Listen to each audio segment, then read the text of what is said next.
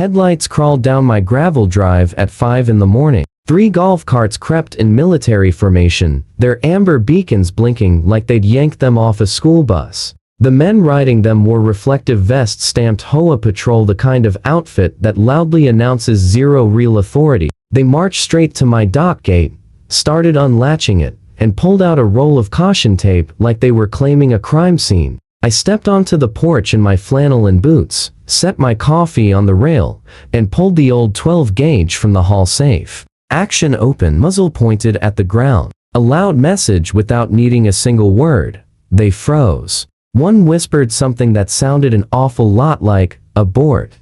Another stumbled backward into a stack of kayaks. And suddenly, the whole golf cart convoy fishtailed into a full retreat. Caution tape streaming behind them like a yellow comet tail. One cart clipped my mailbox on the way out, sending it spinning. The tape kept unraveling behind them, fluttering like evidence from the crime scene they were now fleeing. My name is Caleb Rohr, the quiet guy at the dead end of Timberline Road in a lakeside development called Larkspur Cove, Birch Ridge, Oregon, where HOA meetings outlast marriages and the covenants are thicker than phone books. I rebuild old fly reels. I grill vegetables as they've personally offended me. In my lake cabin, that's my escape. Paid off. Deeded. Posted. I bought it 15 years ago, back when the neighborhood was young, and the rules were still sane. The HOA used to exist only to maintain the entrance and keep the streetlights working, simple, functional.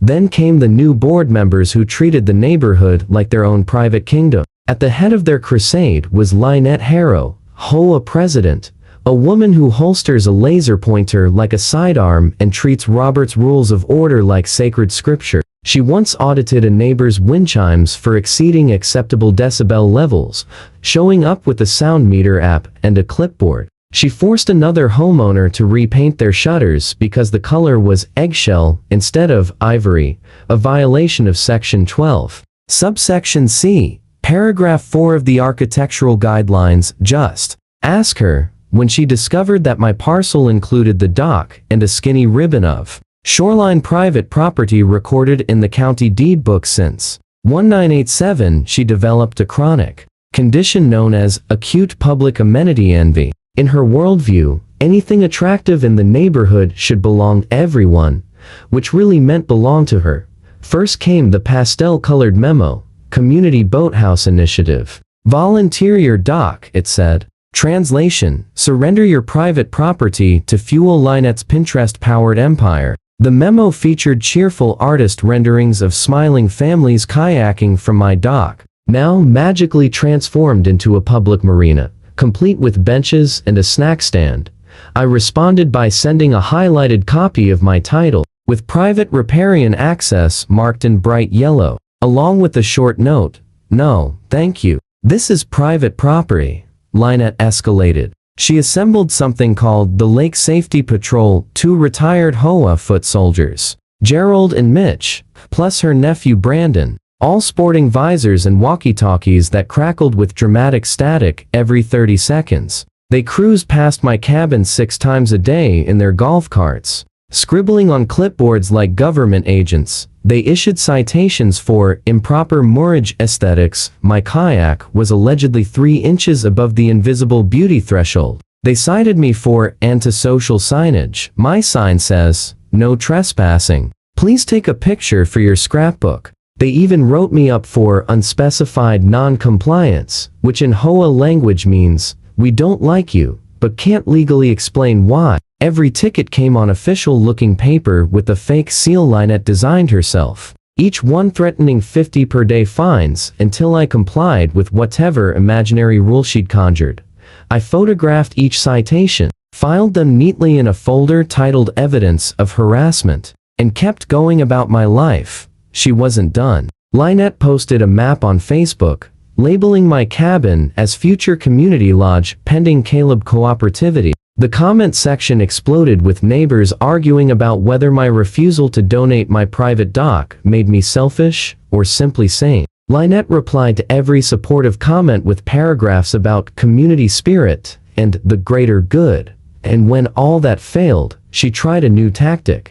She sent Gerald to my door with a petition signed by 17 homeowners demanding that I donate my dock to the community. Gerald stood there sweating through his visor, clutching the clipboard like it contained nuclear launch codes. I pointed out politely enough that none of the 17 signers had volunteered to donate their own property. Gerald blinked, opened his mouth, found no words, and retreated. A week later, Lynette marched into a county commission meeting and tried to convince officials to declare my dock a public nuisance. The commissioners glanced at my deed, then at her, and told her that private property rights don't magically evaporate just because she wants to build a boathouse. She left that meeting with her laser pointer clicking at her side like a nervous tick. Then came the flyer. Seizure Day, transition of non-compliant dock to HOA custody. She actually scheduled a dawn operation, apparently hoping to overwhelm me before my morning coffee could activate. She plastered the flyer on every mailbox in the neighborhood. It included a meticulously planned timeline.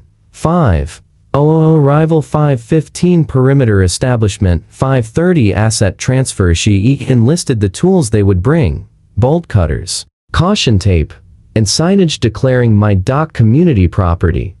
I read the flyer 3 times just to confirm I wasn't hallucinating. Lynette was genuinely planning a hostile takeover of my dock as though it were a small, unstable nation ripe for annexation. Seizure Day was when Lynette officially face-planted into felony territory. She taped a laminated packet to my gate, a notice of taking bearing a clip art state seal, and the words eminent domain by authority of Larkspur Cove HOA.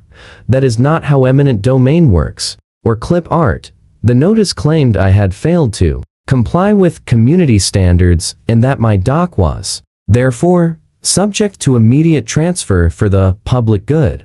It cited statutes that didn't exist and legal precedents she must have concocted during a wine-fueled PowerPoint binge. She had also hired a security contractor, which turned out to be her nephew. Brandon's paintball team minus the paint. 6 guys in their 20s, all wearing matching black polos with security ironed on the back. No licenses, no insurance, walkie-talkies from a toy store, and the kind of swagger only possessed by people who've never been told no, with consequences attached. What Lynette didn't know was this. After she posted that Facebook map, I'd already begun building my case. I emailed the county council with a formal complaint about an ongoing property rights violation. I emailed the sheriff and attached the Seizure Day flyer, asking whether private citizens could legally conduct dawn raids on deeded land. And I emailed the state attorney general's consumer protection unit with screenshots of Lynette's posts, her fake citations, and her doctored notice of taking. I attached my deed, my survey, my title, insurance policy, and photos of every bogus citation she'd issued. I also called my attorney, Patricia Chan, property law specialist with a personal vendetta against HOA overreach. She reviewed everything and immediately began drafting an injunction. We prepared for 2 possibilities. 1, they would back down when confronted with actual law. 2, they would proceed and commit prosecutable crimes. I hoped for scenario 1, but prepared meticulously for scenario 2. The night before Seizure Day, I set my phone to record from the kitchen window. I printed multiple copies of my deed for rapid deployment. I made sure my shotgun was clean and functional, not because I planned to use it, but because a responsibly handled, legally owned firearm tends to sharpen people's understanding of property rights. Then I went to bed early and slept like a baby. I had paperwork, statutes, and the law itself at my side. At 5 o'clock a.m., when the patrol started unchaining my dock, my porch light clicked on, followed by the slow blue swirl of a deputy's Tahoe rolling down my lane.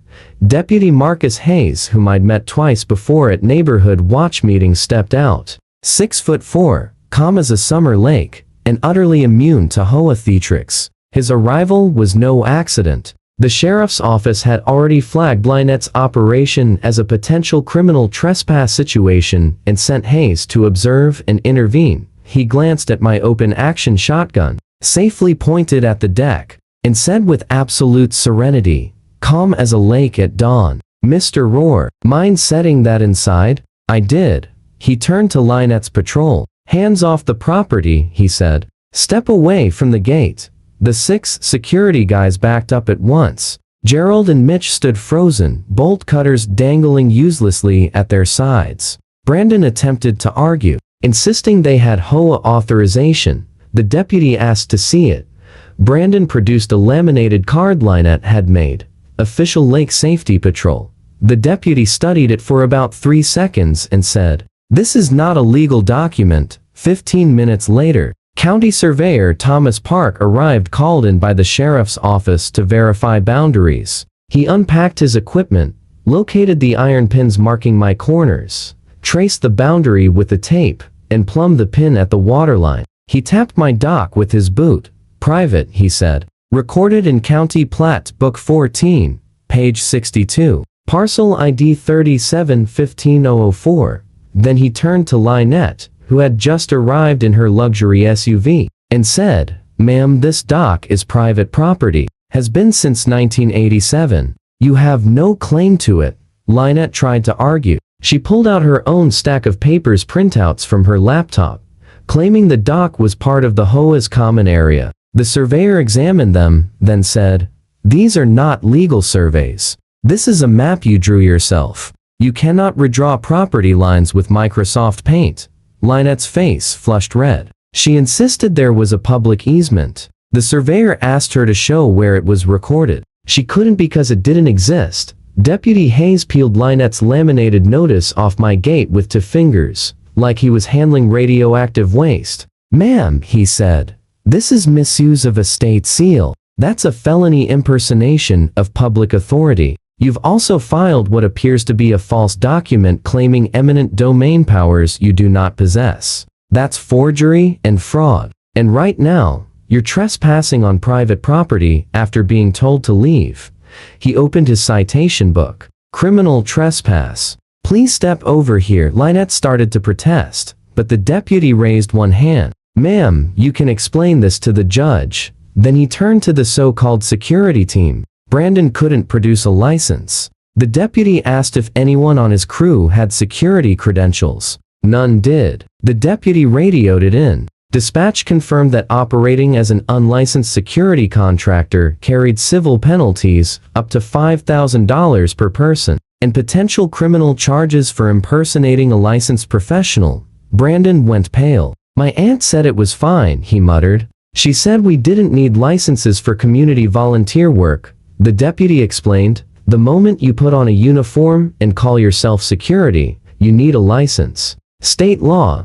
Meanwhile, the HOA's insurance company Midwest Property Protectors had been copied on my email chain. Their risk management team flagged the situation as high risk. And right there on my dock, Lynette's phone rang. She answered on speakerphone, expecting backup from a board member. Instead, a firm voice said, "Mrs. Harrow, this is Rachel Mendes from Midwest Property Protectors Legal Department. We have reviewed the situation at Timberline Road. Your actions are not covered under the HOA's liability policy. You are engaging in an illegal seizure of private property. We are formally instructing you to stand down immediately. Any legal costs resulting from this action will not be covered. Do you understand?" Lynette stood frozen, her mouth opening and closing like a gasping fish. She understood. 2 weeks later, a special hearing convened in the clubhouse, the one with carpet the color of old tea. My attorney, Patricia Chen, laid out exhibits like she was performing legal mic drops. The conference table overflowed with evidence, Lynette's entire seizure day playbook, including a checklist item reading "Bring extra tape for optics," and another saying, "Block all exits if Caleb refuses to cooperate." She doctored an easement too, crudely pasting my name crookedly onto a PDF. Metadata showed it had been edited on Lynette's MacBook Queen of Covenants, last modified at 11:47 p.m. the night before seizure day. Patricia produced even more patrol body cam footage courtesy of a GoPro strapped to a visor, captured them debating whether my dock counted as abandoned simply because I wasn't physically hugging it at a m. The audio was priceless. "Brandon, how do we know he even uses this dock? Maybe it's abandoned." "Gerald, I saw him fishing here yesterday." "Brandon, yeah, but not at a M. So technically, it's abandoned right now. The board members shifted uncomfortably in their seats. Then came the financial breakdown. Patricia presented billing records showing Lynette had used HOA funds for laminating fake documents, printing 200 seizure day flyers, and purchasing matching polo shirts for her nephew's security team. Total misappropriation, 1,237,18. The board treasurer turned ghost white. He'd approved the expenses, believing they were for legitimate safety measures. A representative from the state attorney general's office, Karen Frost, who looked like she prosecuted people for fun, read a prepared statement. Mrs. Harrow created and distributed documents bearing fraudulent state seals, violating State Code 162-365. She filed false documents claiming government authority she did not possess, violating 162-375. She organized a criminal trespass on private property, violating 164.245. Each is a class A misdemeanor carrying up to 364 days in jail and fines up to $6,250 per violation. The HOA's attorney, eager to distance the association from Lynette, recommended immediate removal from all positions. The 4 remaining board members voted. It took them about 8 seconds. Unanimous. Lynette's pearl necklace audibly clacked as she stood. She tried to speak, but the new board president Dorothy, a retired schoolteacher, cut her off. Lynette, you have brought this organization into disrepute and created significant legal liability. You are removed effective immediately. Please surrender your keys and all HOA property by the end of business today. The aftermath rolled in over the next week. Court orders. A permanent injunction protecting my shoreline from future HOA interference. Damages for the cut chain, gouged posts, and emotional distress, 8,500. Reimbursement of legal fees, another $12,000. Penalties for the unauthorized security. Operation 5,000 per unlicensed contractor. 6 contractors total, 30,000. The HOA was responsible for paying. Since Lynette acted in her official capacity, meaning every homeowner in Larkspur Cove would get a special assessment on their next due statement. The judge added some flair. Lynette was ordered to complete 200 hours of community service, but not within 500 feet of any lake, pond, or body of water. She had to attend a civics class titled What Eminent Domain Is Not, a 12-week course created specifically for people who misunderstand property law. She was required to write a formal apology to be read aloud at the next HOA meeting and posted on the community website for 90 days. Criminal charges proceeded. The district attorney offered a plea deal. Lynette pled guilty to 3 misdemeanors, probation instead of jail time, but a permanent record, 3 years of supervision, random check-ins, mandatory community service, and $6,000 in fines paid directly to the state. Lynette lost the presidency, the board seat, and the privilege of saying, by the authority vested in me, without someone laughing. She was banned from any patrol activity. The HOA was ordered to hang a banner at the clubhouse for 6 months 4 feet wide, 2 feet tall reading, "We do not have authority to seize private property." The patrol golf carts were auctioned at the next community garage sale. I bought one for $300 out of pure spite, and named it Due Process. I use it to haul firewood. The neighborhood learned the difference between HOA rules and actual law. Several homeowners who had supported the dock seizure apologized to me. Gerald and Mitch quit the patrol and took up golf. Brandon found a real job that didn't involve costumes or bolt cutters. Dorothy implemented a new policy requiring legal review before any enforcement action. No more laminated notices. No more dawn raids. When the gavel fell and the judge read the final order, Lynette stood with her mouth open, face turning beet-colored, clutching her pearls like they were flotation devices. Her husband had to guide her out because she could barely move. Her infamous laser pointer rolled from her hand, clattering under the bench. She didn't even notice. She just kept whispering, over and over, like a broken record finally unplugged. I was helping the community. I was helping the community.